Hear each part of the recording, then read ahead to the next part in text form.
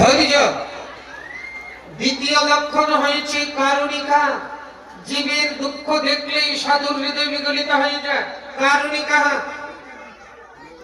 অজাত শত্রু, উনি কাউকে শত্রু বলে মনে করে না।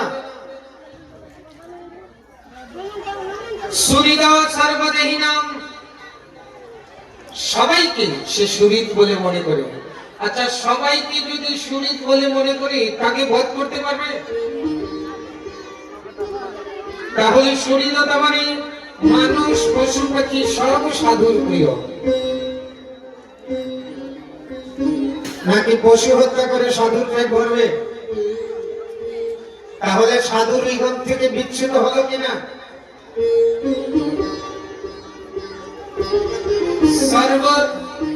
সুহৃদ সর্বদেহিনাম, দেহধারী জীব মাত্রই তার সুহৃদ, আত্মীয়, কুটুম্ব সবাইকে ভালোবাসে। একজন সাধু একজন মানুষকে যেমন ভালোবাসে, তেমনি একজন পশুকে ভালোবাসে,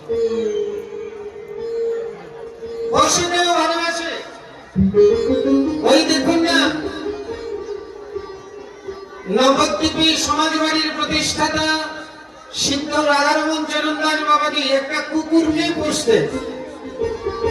কুকুর কথা বুঝতে। কুকুর যখন দেহ রাখলেন, কুকুরের মহোৎসব দিলেন।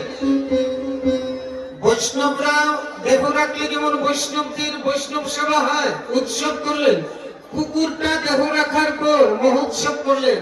নবদ্বীপের সমস্ত কুকুরকে নিমন্ত্রণ করেছে। সব কুকুর সারি সারি ভাবে এসেছে।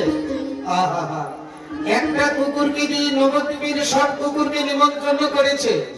কিন্তু আশ্চর্য, এত কুকুর তো নবদ্বীপে নয়, কোথা থেকে আসছে?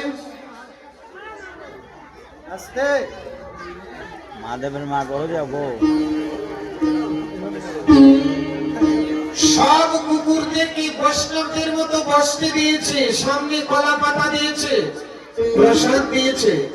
প্রণাম করে বলছি আপনারা প্রসাদ গ্রহণ করুন, কিন্তু কেউ প্রসাদ গ্রহণ করছে না। বলছে আমার কোনো ভুল হয়েছে, ক্ষমা করুন, কিন্তু প্রসাদ গ্রহণ করছে না।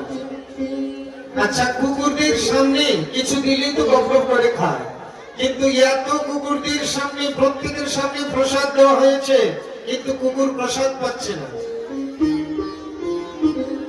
রাধারমন চরণদাস বাবাজি বলছি, মনে হয় কোনো ভুল হয়েছে আমার। মানে কেউ